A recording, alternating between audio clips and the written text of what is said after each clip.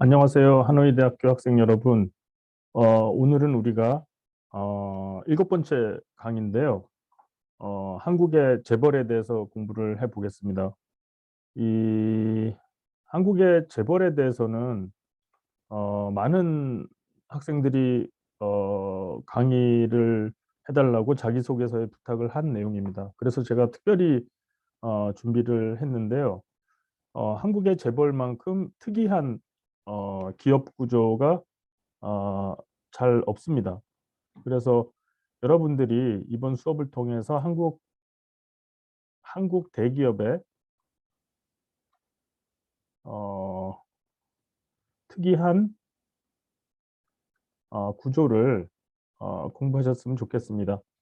여러분들이 이제 한국을 아시기 전에 뭐 삼성이라든지 LG라든지 뭐 현대자동차 이런 회사의 이름으로 또는 이런 회사의 상품으로 한국을 먼저 아셨을 수도 있습니다. 이런 여러분이 베트남에서 보신 이런 회사들이 상당히 큰 회사이고 세계에서도 제일 큰 회사들 중에 하나입니다. 예를 들어서 삼성은 세계 최대의 그 반도체 생산 회사고요. 그리고 테레비도 세계에서 제일 많이 만듭니다. 그리고 스마트폰도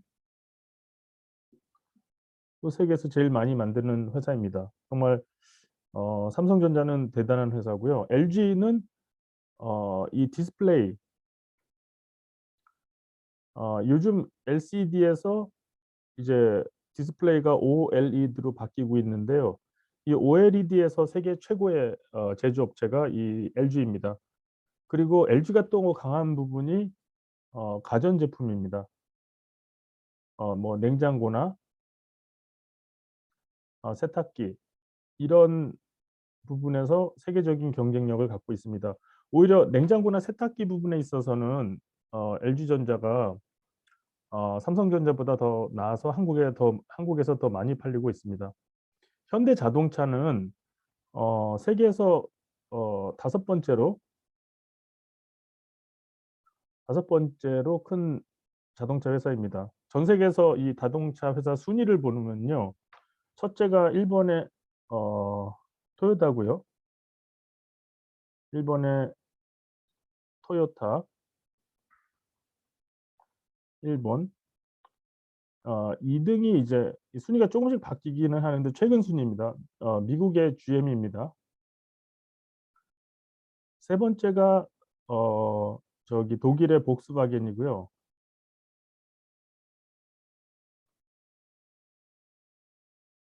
독일. 이 복스바겐 이 회사 아래 아우디 같은 회사도 들어 있습니다. 네 번째가 르노 프랑스이고 다섯 번째가 어, 현대자동차입니다.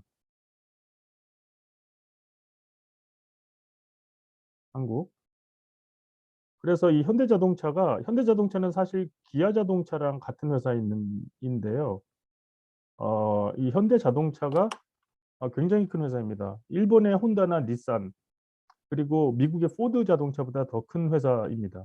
그래서 이 현대자동차가 한국에 있지만 세계에서 가장 큰 자동차 회사 중에 하나고 생산 대수로 보면은 다섯 번째로 많이 자동차를 만들고 있는 거대한 회사입니다.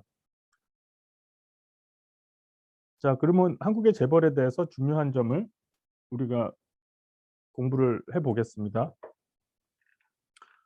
한국에서 재벌이란 이 재벌은 한글로는 이렇게 쓰고 한자로는 이렇게 씁니다. 한자로는 재벌.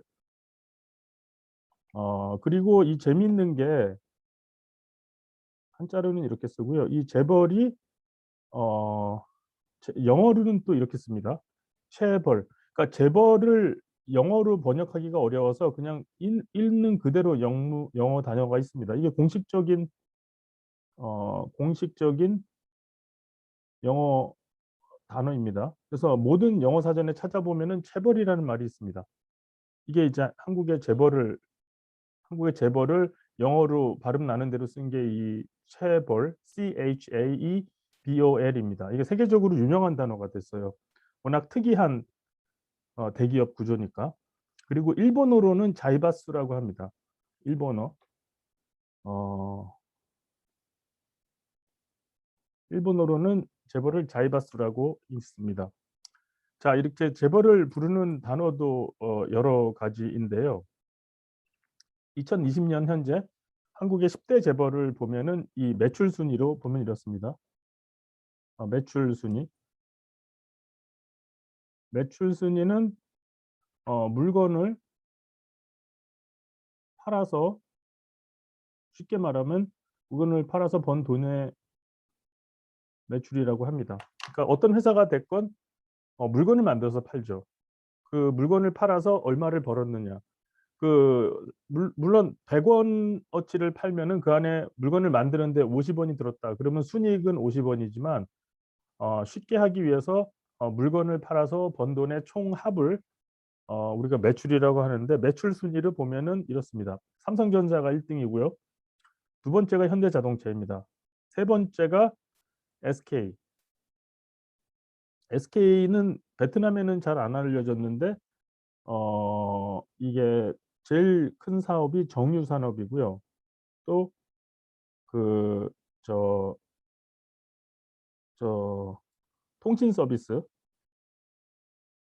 그러니까 한국에서 가장 큰 그러니까 스마트폰을 만드는 회사는 삼성이지만, 그리고 LG이지만, 그 스마트폰끼리 연결하는 통신 서비스 회사가 따로 있죠. 베트남에도 그런데 그 통신 서비스 회사 중에서 제일 큰 게 SK텔레콤입니다.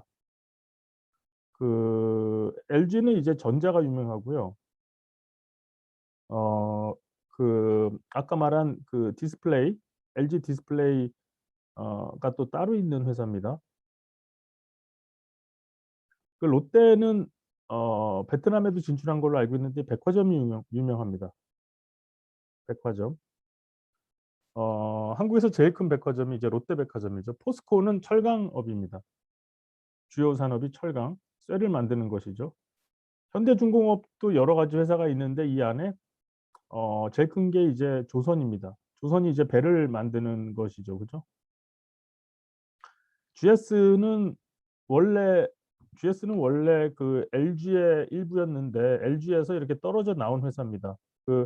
원래 LG라는 회사를 만든 사람이 돌아가셨지만 그 아들들이 회사를 같이 LG 안에 있지를 않고 아들들 몇 명이 따로 회사를 독립해서 나온 게 이 GS입니다. 이 GS의 가장 큰 산업은 이 정유가 되겠습니다. 정유. 한지는 이제 이게 운송회사인데요. 제일 큰 게, 가장 유명한 게 이게 대한항공입니다. 대한항공이 이제 베트남에도 취항을 하고 있죠. 코리아네요. 그리고 한화가 10번째인데 한화가 가장 주력하는 산업은 화학 산업입니다. 화학. 제가 이 각 회사의 대표적인 요 산업만 말씀을 드렸는데요. 예를 들어서 삼성 안에는 이 자회사가 밝혀진 것만 한 160개 정도 있습니다. 160개. 삼성 회장도, 삼성의 CEO도 삼성 밑에 있는 회사가 몇 개인지 알 수가 없을 정도로 많습니다. 이게 외국에 없는 참 특이한 현상인데 현대자동차도 마찬가지입니다. 이 현대자동차 밑에 있는 조그만 회사가 한 150개 정도 있습니다.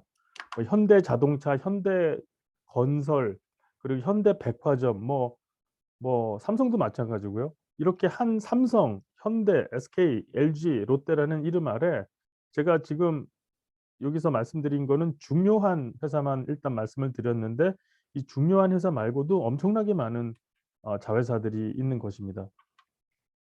이 규모가 그러니까 엄청나죠.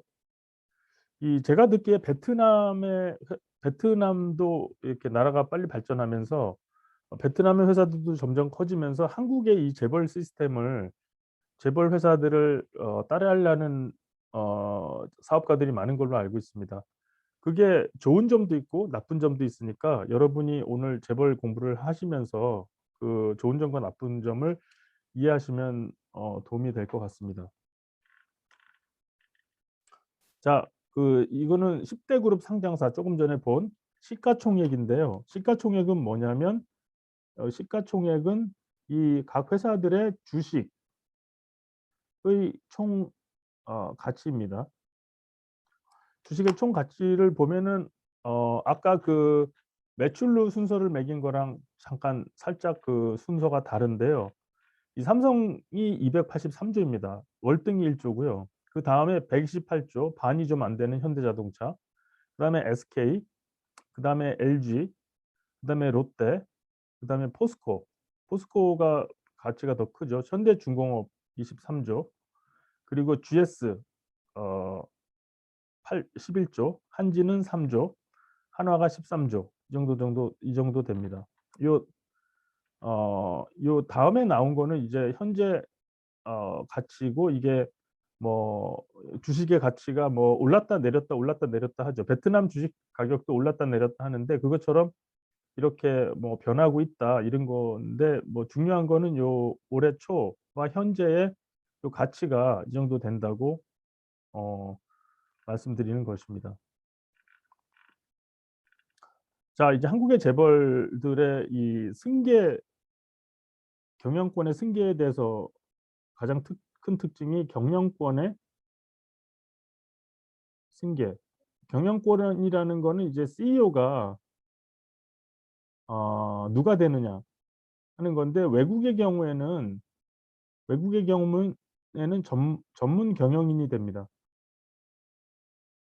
다 그런 건 아닌데 거의 뭐 전문 경영인, 즉 경영을 잘하는 사람 중에서 경쟁을 통해서 사장님이 되고 CEO가 됩니다. 하지만 한국의 재벌은 아들, 손자한테 이 CEO가 계속 넘어갑니다.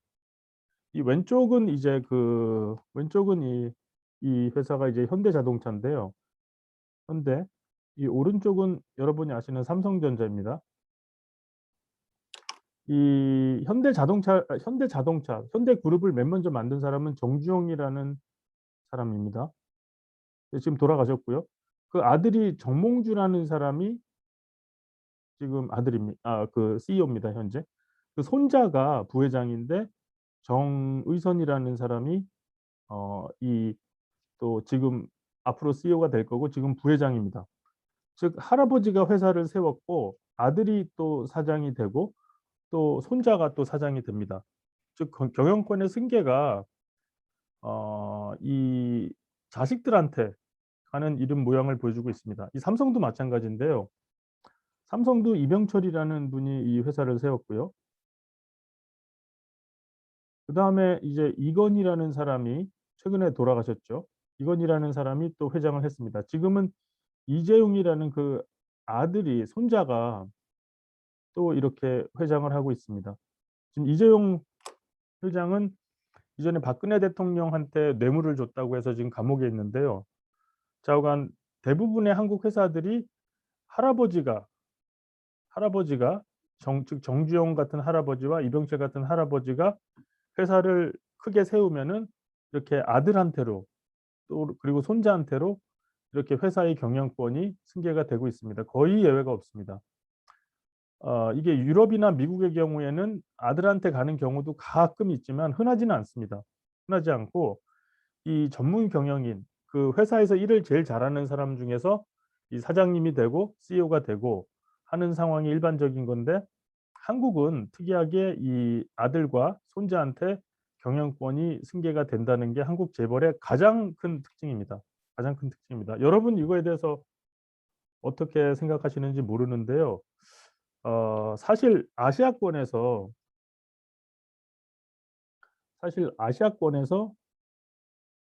아시아는 이제 베트남이나 뭐 태국이나 또 중국이나 그리고 뭐 싱가포르 까지 다 포함해서 이 아시아권에서는 이렇게 아들과 손자한테 경영권이 가는 예가 꽤 있습니다.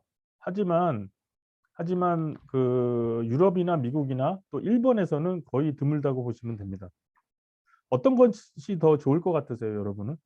이 당연히 이 전문 경영인을 CEO에 모시는 게 더 좋을 것 같다고 생각이 드시죠, 그죠?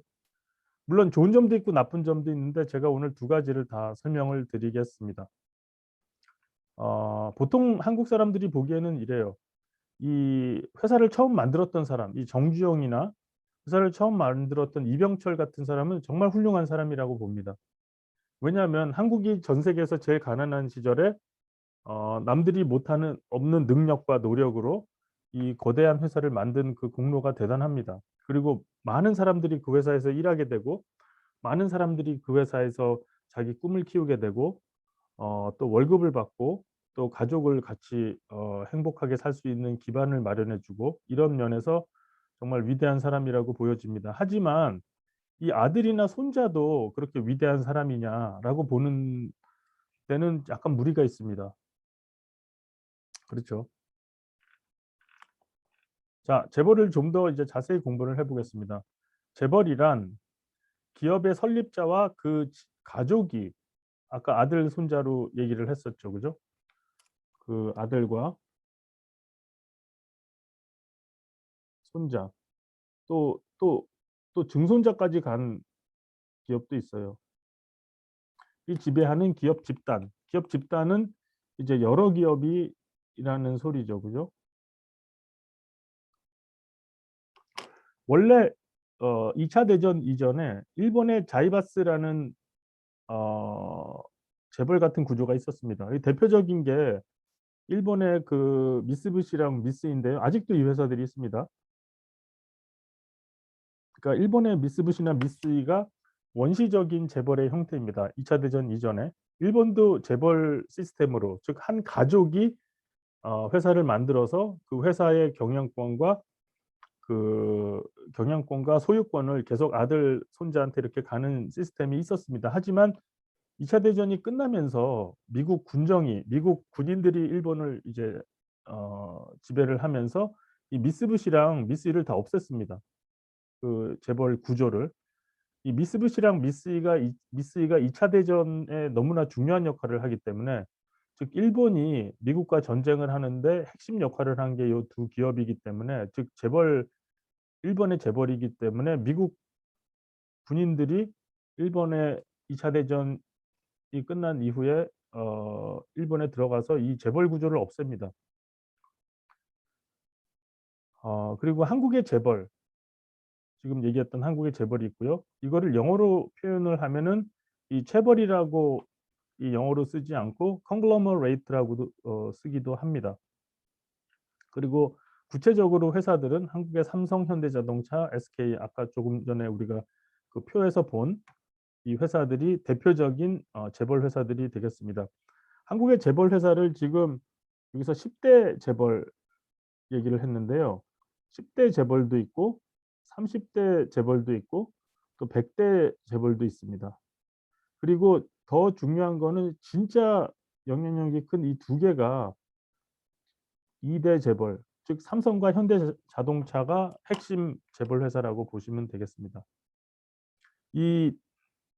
이 삼성과 현대자동차 이 시가총액을 합친 게 여러분 보세요. 이 삼성은 그 주식의 총 가치가 283 조고요. 현대자동차 128 조인데 이 나머지 3 등부 SK부터 한화까지 합쳐도 요 7개 기업의 시총을 합쳐도 요 하나가 안 됩니다. 삼성 하나도 안 됩니다, 사실은. 그래서 이 삼성과 현대자동차가 얼마나 그 2대 재벌이 얼마나 우리나라에서 한국에서 그 영향력이 경제적인 영향력이 큰지 보실 수가 있습니다. 한국의 재벌 상황을 더 보시면요. 2016년 현재 10대 재벌의 매출 아까 얘기를 했죠. 물건을 팔아서 번 돈의 항이 GDP 한국이 버는 총 돈의 84% 정도에 달하고요. 주식시장에서 한국 주식시장 전체에서 아까 본 10대 재벌의 가치가 40%를 넘습니다. 특히 2대 재벌, 2대 재벌, 특히 2대 재벌인 가장 큰 위에 두 재벌인 현대자동차와 삼성전자의 매출은 GDP의 약 35%에 달하고 있습니다. 이 어마어마한 규모죠. 그죠? 하지만 이 10대 재벌이 사람을 고용하는 근로자를 고용해서 일하는 사람으로 회사 직원으로 월급을 주는 사람은 전체 일하는 사람의 5% 밖에 되지 않습니다. 즉 요 10대 재벌에서 일하는 노동자가 전체 노동자의 5%인데 이 회사들이 전체 매출의 80% 이상 그리고 주식 시장에서 40% 이상의 가치를 갖고 있는 것입니다. 즉 일하는 사람에 비해서 이 경제 규모가 엄청나게 큰 것이죠. 자, 재벌의 영향을 좀 공부를 해 보겠습니다. 이 재벌의 영향은 1900 우선 한국이 빠른 경제 성장을 했다고 말씀을 드렸는데요. 이 빠른 경제 성장에 기여한 거는 사실입니다. 이 좋은 점이죠. 근데 1960년대와 70년대 이 박정희 대통령이라는 분이 있었는데요. 이 한국 경제 발전을 이렇게 진두지휘하던 대통령인데 사진 한번 볼까요?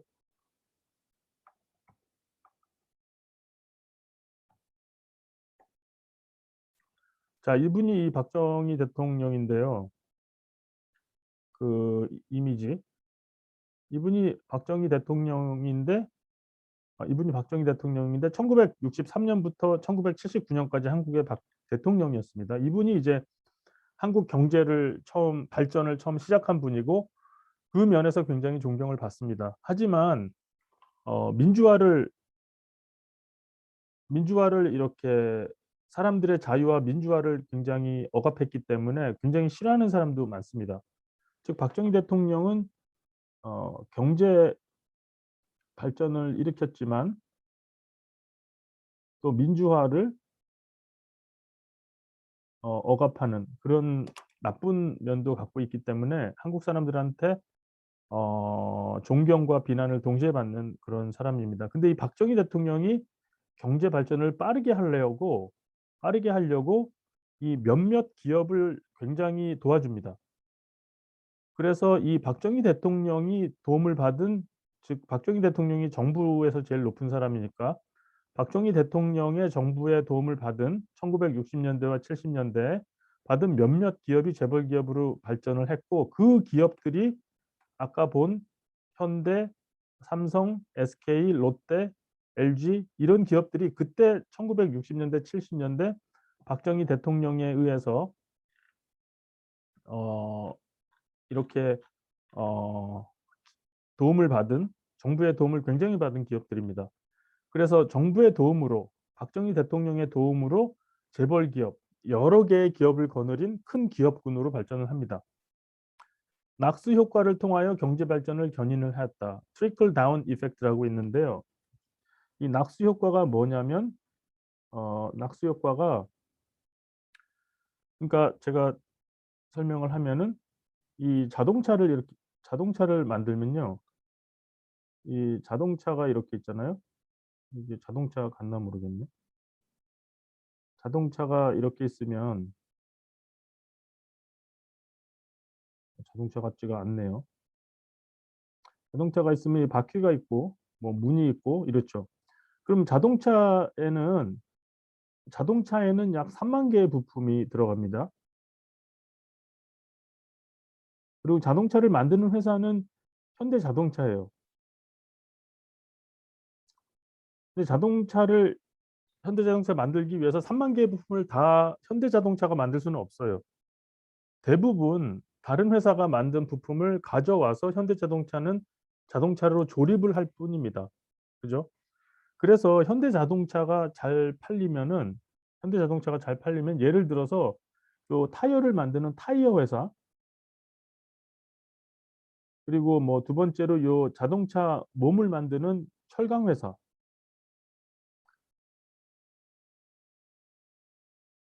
그리고 자동차 안에는 뭐 여기 의자도 들어가죠. 그죠? 의자 만드는 회사 등등 해서 자동차 산업이 발전을 하면은 현대자동차가 자동차를 많이 생산을 하면은 타이어 회사, 철강 회사, 의자 회사 이런 게 다 같이 발전합니다. 그죠? 자동차를 더 많이 팔면은 요 타이어도 더 많이 팔리고 그리고 철강도 더 많이 팔리고 의자도 더 많이 팔리고 이런 게 바로 낙수 효과입니다. 이게 바로 낙수 효과입니다. 이게 모든 대기업이 만드는 물건에서 이런 현상이 발생합니다. 예를 들어 삼성전자가 테레비 세트를 만들면 거기 들어가는 LCD 패널이랑 그리고 전기를 공급하는 그런 전원이나 이런 건 다른 회사에서 만듭니다. 삼성전자는 그걸 이제 조립할 따름인데요. 따라서 삼성전자가 테레비를 더 많이 생산을 하고 수출을 하면 그런 삼성전자랑 일을 같이 하는 부품을 납품하는 회사들은 같이 수입이 높아지는 것입니다. 그게 바로 낙수 효과라고 하죠. 하지만 현재는 그 효과가 많이 사라졌습니다. 현재는 그 효과가 많이 사라진 게 두 가지가 있는데요. 첫 번째는 기술 발전으로 그 회사가 재벌 회사가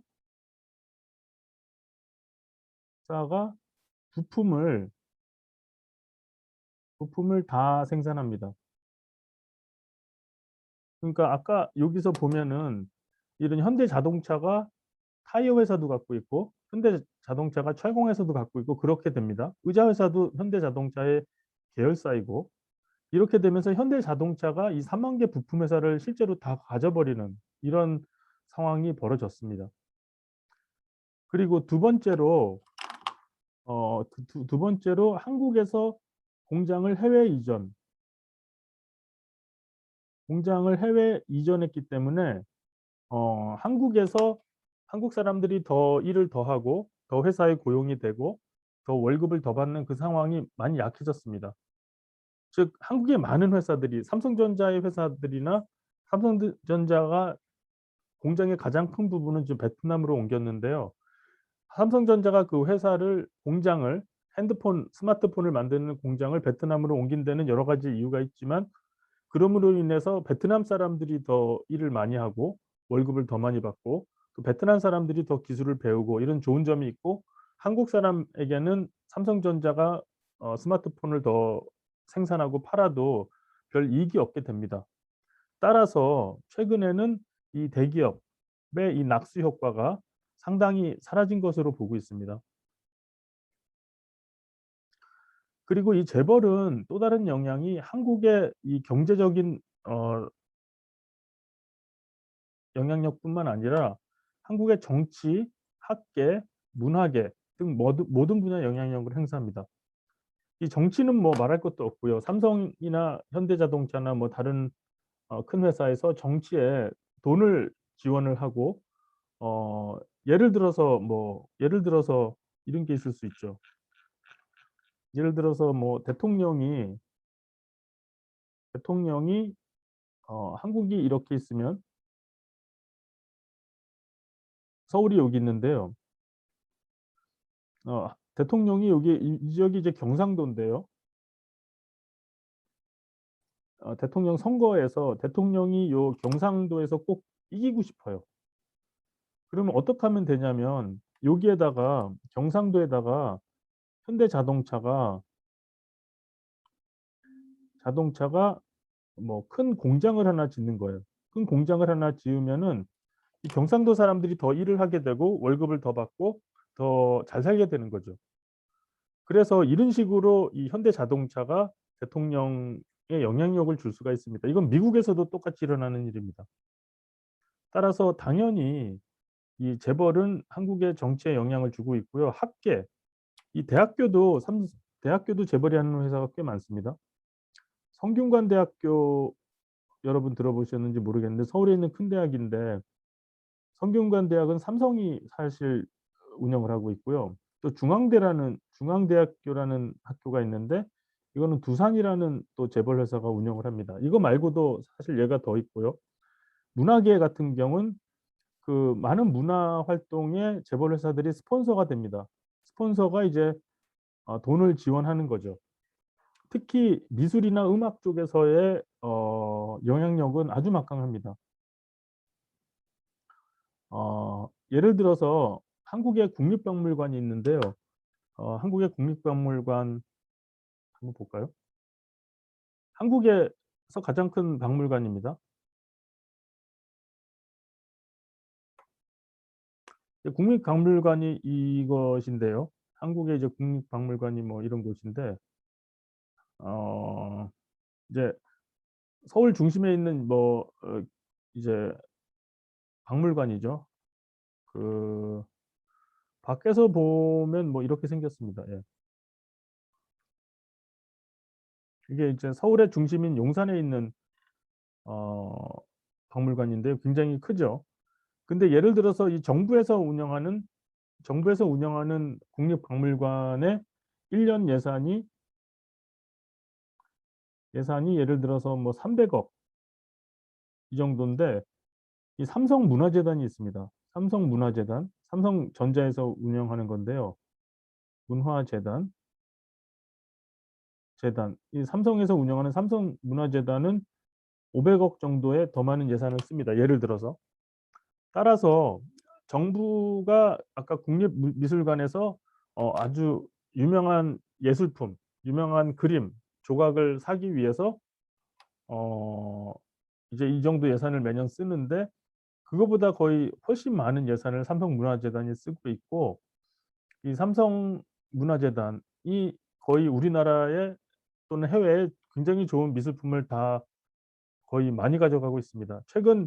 그 최근 그 이건희 회장이 이분이 이제 돌아가셨는데요. 이건희 회장이 최근 돌아가셨는데 이분이 이제 예술품을 되게 좋아했어요. 그래서 이건희 회장의 예술품 컬렉션이 지금 가치가 3조 원이 넘는 것으로 알려져 있습니다. 여기에는 전 세계적으로 너무 유명한 그림과 조각 그리고 우리 한국의 국보급 이렇게 조각과 그림이 거의 모두 망라돼 있습니다. 그러니까 이 삼성문화재단이 어 이 문화계에 미치는 영향도 엄청난 거죠. 학계에도 영향을 미치는 게 많은 게 이런 재벌 회사들이 대학을 운영하다 보니까 교수들도 대학교 교수들도 이런 재벌 회사의 눈치를 보고 어려워하지 않을 수가 없습니다. 따라서 이 재벌의 영향은 경제계뿐만 아니라 이 경제계는 물론이고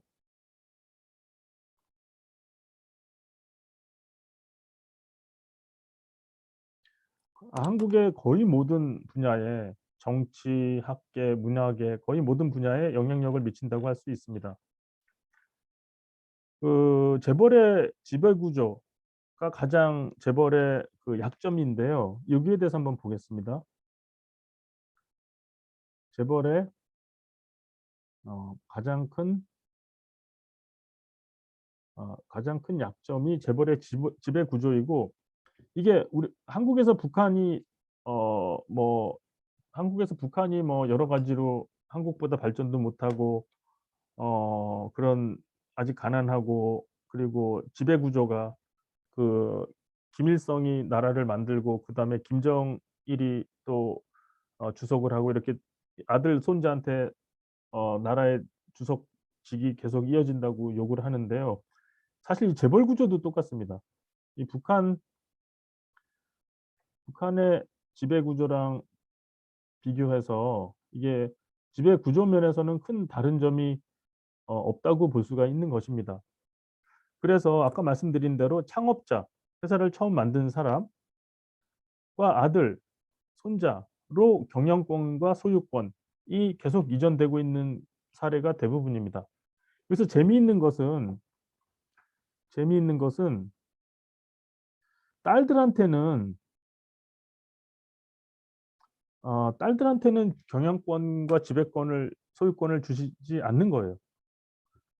물론 딸밖에 없는 집에는 그 딸한테로 경영권과 소유권이 가는데요. 이 아들한테만 요 경영권과 소유권을 주고 있습니다. 이게 저번에 우리가 수업할 때 보았던 유교 문화의 유산이라고 할 수가 있어요. 즉 뭐 제사라든지 남아 선호 사상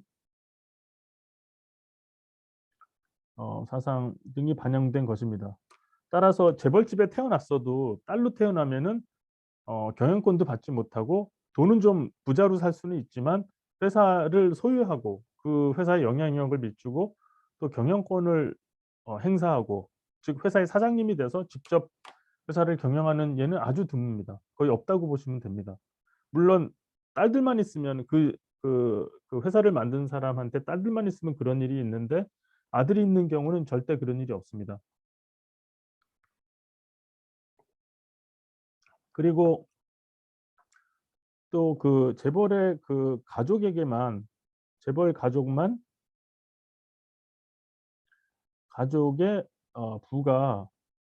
부가 이제 웰스라고 하고, 돈이죠. 또는 한자로는 부자를 뭐 이렇게 쓰는데요. 재벌의 가족의 부가 너무나 커집니다. 보통 사람들은 삼성전자에 일하거나 현대자동차에 일을 해도, 이런 회사에 일을 해도 이 월급만 받으면은 크게 돈을 벌지는 못합니다. 그냥 중산층, 상류층 정도로 살 수 있을 정도만 돈을 버는 건데요. 이 재벌 가족들은 엄청나게 돈을 벌죠. 월급도 많이 받고 또 주식으로 돈도 많이 벌고. 그러면서 현실에서 많이 일어나는 문제는 미국과 같이 혁신 기업이 잘 나오지를 않습니다. 예를 들어서 삼성전자랑 미국의 뭐 구글이랑 많이 비교를 하는데요. 또는 애플이랑 비교를 하는데, 삼성전자는 이제 이 할아버지가 만들어서 아들, 손자한테 온 회사인데, 대부분 삼성전자의 기틀은 1960, 70년대 할아버지가 다 만든 것입니다. 미래가 이렇게 변할 거라고 예상을 하고 삼성전자 공장을 미리 만들어 놓고, 또 기술을 전 세계로부터 가지고 와서 열심히 노력을 해서 그 삼성전자에서 그런 어떤 물건을 만들 수 있도록 준비한 것은 거의 1970년대, 60년대 이미 다 이루어졌습니다. 이게 대단한 그 당시는 혁신이었는데, 지금 요즘 새로 미국에서 생기는 기업들, 뭐 구글이나 애플이나 그리고 뭐 페이스북이나 이런 식의 창의적인 혁신 기업은 한국에서 잘 일어나지가 않습니다. 왜 그러냐면 이 할아버지가 세운 기업을 잘 보호하고 잘 유지하는 데 신경을 쓰기 때문에 위험을 무릅쓰고 새로운 것을 하려고 하지를 않습니다. 이게 사업가들은 꼭 그래야 되는데요. 사업가들은 꼭 위험을 무릅쓰고 어떤 일을 도전을 해서 그걸 성취를 하는 사람들이 사업가입니다. 남들은 안 된다고 하고 남들은 위험하다고 하는데, 이 사업가들은 그 위험을 알고도 뛰어들어가서 남들이 못하는 노력과 그리고 정신력으로 그걸 이겨내서 어떤 기업을 만들고 새로운 물건을 만들어내는 그런 창의적인 사람들이 기업가인데, 이 재벌 2-3 세들은, 즉 아들과 손자들은 할아버지가 만든 그 좋은 회사를 그대로 유지하는 것만 목적이기 때문에 새로운 일을 굉장히 하기를 싫어합니다. 그래서 미국과 같이 혁신 기업의 창업 문제가 한국에는 있는 것입니다. 한국에는 이런 혁신 기업이 많이 생겨나지 못한 이유가 이 재벌 구조 때문에 그렇다고 보고 있습니다. 하지만 재벌 구조가 꼭 나쁜 것은 아닌 게, 이게 재벌 회사에서 그 CEO는 한 사람이기 때문에, 그리고 할아버지, 아들, 손자로 이어지는 이 구조가 너무나 강력하기 때문에 거의 회사 안에서는 왕과 같습니다. 회사 안에서는, 회사 내에서는 저는 왕과 같지요. 그죠? 아까 그 삼성전자 뭐 이런 데 가면은 그 이재용 이런 사람이 이제 50 됐고, 그리고 요 정의선 이런 사람도 50 됐는데, 이 사람들은 이제 회장들이고요. 젊지만 회장이고, 요 밑에 나이가 60된 이렇게 사장들이 많은데 머리가 하얗고 굉장히 늙은 사람들이 많죠. 그 사람들이 이 정의선과 이재용한테 꼼짝도 못 합니다. 이렇게 그냥 머리를 조아리죠. 그죠? 이게 거의 왕과 같은 지위에 올라섭니다. 그 회사를 처음 만든 사람의 가족들은. 근데 그렇기 때문에 이 좋은 점도 있다는 거를 인정하지 않을 수가 없는 게, 의사결정이 빨라요. 그러니까 뭘 하자 그러면은 의사결정을 하려면 미국 회사에서는 예를 들어서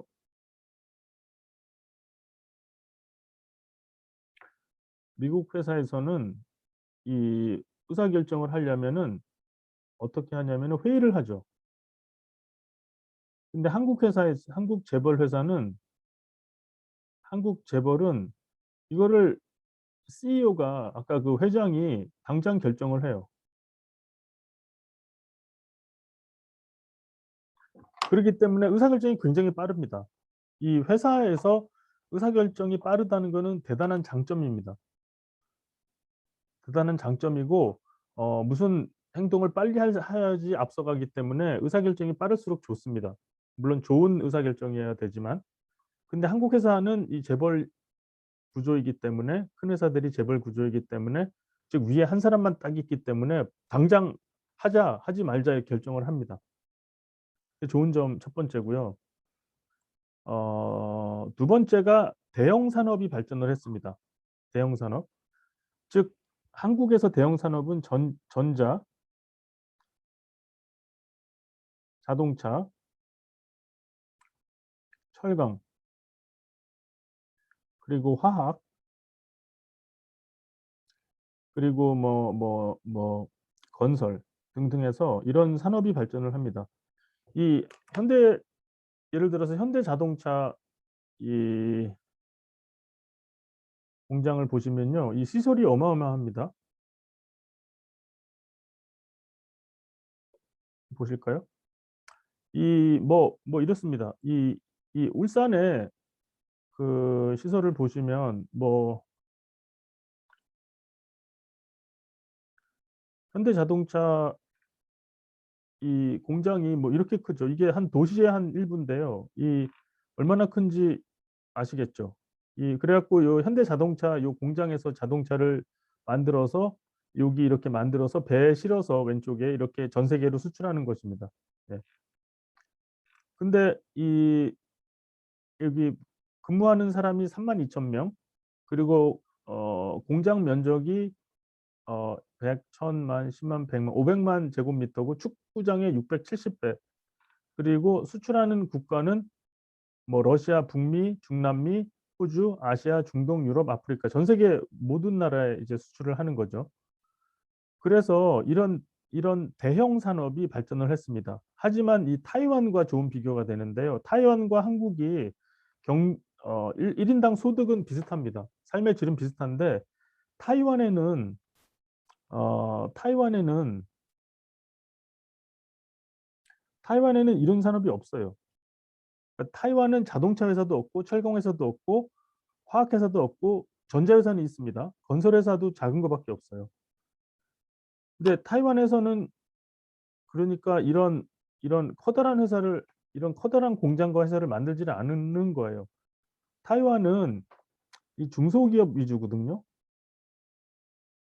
이 타이완은 중소기업 위주 회사가 자금자금 작습니다. 현대자동차나 삼성전자나 포스코 같은 큰 회사는 없고 작은 회사가 대부분인데 그 경제 형태가 완전히 다른 것이죠. 그래서 어떤 나라가 더 좋은 거냐 이런 거는 답이 없습니다. 그 나라가 원하는 대로 경제 발전을 할 따름인데 한국은 이런 대형 회사 위주로 발전을 했지만 타이완은 조그만 회사 위주로 발전을 했습니다. 결국 지금 와서 보면은 한국이나 타이완이나 삶의 질은 비슷한데 이제 한국 사람들이 좋은 거는 전 세계 어딜 가도 현대자동차가 있는 거예요. 북극을 가도 있고 남극을 가도 있고 아프리카 가도 있고 현대자동차가 전 세계에 없는 데가 없습니다. 삼성전자나 LG 제품도 중동에 가도 있고 미국에 가도 있고 유럽에 가도 있고 베트남 가도 있고 다 있죠. 그거는 좋은 점입니다. 하지만 이게 꼭 내실이 있고 돈을 많이 버는 거는 아닙니다. 근데 좋은 점은 이런 대형 산업이 많아졌다. 재벌 구조 때문에 이게 좋은 점입니다.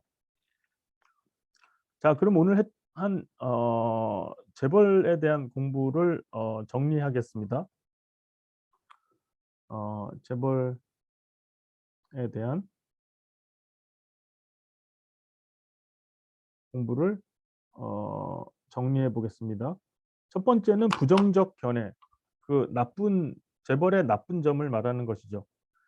경제력 집중 심화. 그러니까 재벌의 가족들만 부자가 되고 나머지 사람들은 돈을 많이 못 벌고, 그리고 아까 말씀드린 것처럼 재벌 회사에서 일하는 사람은 전체 노동자의 5% 밖에 안 되는데 어 그 그 매출은 GDP의 뭐 80%막 이렇게 차지하니까 이게 경제력이 너무 이 몇몇 회사에 집중돼 있는 게 위험한 거죠. 그리고 독과점의 심화. 한국에서 자동차를 만드는 회사는 실질적으로 현대자동차 하나밖에 없습니다. 이게 현대자동차도 있고 무슨 베트남 자동차도 있고 여러 자동차 회사가 있어야 좋은데 한국 사람들은 한국 차는 현대자동차밖에 거의 없는 것이죠. 물론 수입차가 있는데 요즘 수입차도 굉장히 많이 팔리고 값도 싸지고 그랬는데 그래도 한국 사람들은 한국 차를 많이 타는데 한국에는 현대자동차 말고는 있는 자동차 회사가 어 삼성자동차가 있고요. 삼성 르노라는 자동차가 있고요. 그리고 쌍용이 있고 그리고 GM이라는 미국 회사가 있고요. 예. 뭐 이렇습니다. 근데 이 네 회사는 자동차 회사가 규모가 상당히 작습니다, 현대자동차에 비해서. 그래서 실질적으로 독과점은 물건을 파는 회사가 어떤 물건을 여기선 자동차죠. 을 파는 회사가 가 한 개나 또는 서너 개 정도인 상황을 말합니다. 그러면 이게 물건을 파는 회사한테 힘이 더 많이 갑니다. 그래서 물건을 파는 회사가 현대자동차가 자동차 가격을 올리고 자동차를 마음대로 만들어도 한국 사람들은 그거를 비싼 가격을 주고 그 마음에 들지 않는 자동차라도 살 수밖에 없습니다. 그게 독과점의 심화의 문제이고요. 황제 경영 아까 왕과 같다고 했죠. 그리고 경영권이 세습화, 아들과 손자한테 가는 거. 그리고 경영 투명성 좋지 않은 거죠. 그러니까 이 가족들이 회사를 하니까 안 좋은 점을 자꾸 숨깁니다. 그래서 회사가 좋지 않은 일이 발생을 해도 밝혀지지도 않고 여러 가지 안 좋은 일에 개입이 되게 되겠습니다. 아까 말씀드린 삼성전자 회장이 이전 대통령인 박근혜 대통령한테 뇌물을 주고 자기한테 유리하게 뭘 하려고 했던 게 사실은 재벌 회사의 불투명한 구조 때문에 그렇습니다. 미국 회사처럼 전문 경영인이 경영을 하면은 이런 일이 벌어질 수가 없습니다. 노사 갈등과 분배 문제, 즉 그리고 한국에서는 재벌 회사들에서 특히 노사 문제 갈등이 심한데요. 즉 일하는 노동자들과 회사 간의 싸움이 심합니다. 특히 심한 게 현대자동차인데 현대자동차 노조는 이 현대자동차 경영진이랑 이 갈등을 많이 겪어서 공장이 멈춘 적도 많습니다. 볼까요? 어 현대자동차 노조. 이 현대자동차 이 노동자들이 예를 들어서 뭐 이렇게 현대자동차에서 자기들한테 "잘 못해 준다." 해 가지고 여기 현대자동차라고 이 깃발에 써 있죠. 그죠? 현대자동차 노동자들이 이렇게 모여서 "월급을 올려 달라." 그리고 뭐 더 애들이 학교 가면은 학원을 가면은 그 학원 가는 비용을 대 달라 이런 여러 가지 요구를 하고 또 회사에서는 못 해 주겠다고 해서 이 갈등이 굉장히 심합니다. 그것도 이제 이런 재벌 구조에 랑 관련이 많이 있다고 보고 있습니다. 하지만 이 긍정적 견해도 있는데요. 지금까지는 이제 부정적 견해, 좋지 않은 거에 대해서 얘기를 했고요. 이 긍정적 견해도 있습니다. 고도 성장의 견인차, 즉 아까 박정희 대통령의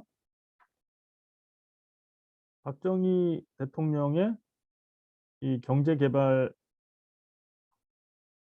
적극 협조해서 회사 이익도 챙기지만 국가 발전에 기여한 것도 무시할 수가 없습니다.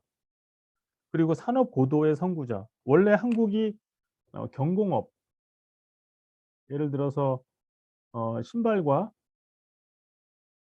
옷감 같은 것을 만드는 회사로 다 이 삼성전자나 현대자동차가 시작을 했는데 이게 전자나 뭐 중공업으로 이렇게 발전을 했죠. 이게 산업 구조를 이렇게 어떤 회사가 이렇게 삼성전자도 원래 밀가루 회사였습니다. 밀가루랑 설탕을 만드는 회사였는데 지금 전자회사가 된 것입니다. 현대자동차도 원래 동네에서 집을 만드는 건설회사였습니다. 조그만 집을 만드는 그게 지금 자동차 회사가 된 것입니다. 이런 경공업에서 시작해서 전자중공업으로 과감하게 이 재벌들이 이거를 빨리 바꾸는데 굉장한 노력을 한 것도 사실입니다. 그리고 효율성의 개척자, 즉 이전에 한국 기업들은 조그만 기업들은 효율성이 좋지가 않았습니다. 일도 열심히 하지 않고 여러 가지 부조리가 많았는데 이 재벌 회사들이 효율성을 추구하면서 즉 어떻게 하면은 돈을 덜 쓰고 더 많은 좋은 제품을 만드느냐 이런 거를 계속 연구를 하면서 이런 효율성이 한국 전체 모두에 퍼져갔습니다. 그리고 마지막으로 기업가 정신의 표본. 뭐 재벌을 비난하는 사람이 대부분 많지만 결국은 이 재벌 회사를 처음 만든 사람들은 이 한국이 전 세계에서 제일 가난하던 시절에 너무나 어둡던 시절에 위험을 무릅쓰고 이런 회사를 만들어서 전 세계에서 1등 가는 회사를 만들었다는 게 대단한 기업과 창조 정신의 표본이라고 보고 있습니다. 네. 오늘 재벌에 대한 강의는 여기서 마치고요. 다음 시간에 여러분이 재벌에 대해서 궁금한 점이 있으면 질문을 해 주시면 되겠습니다. 감사합니다.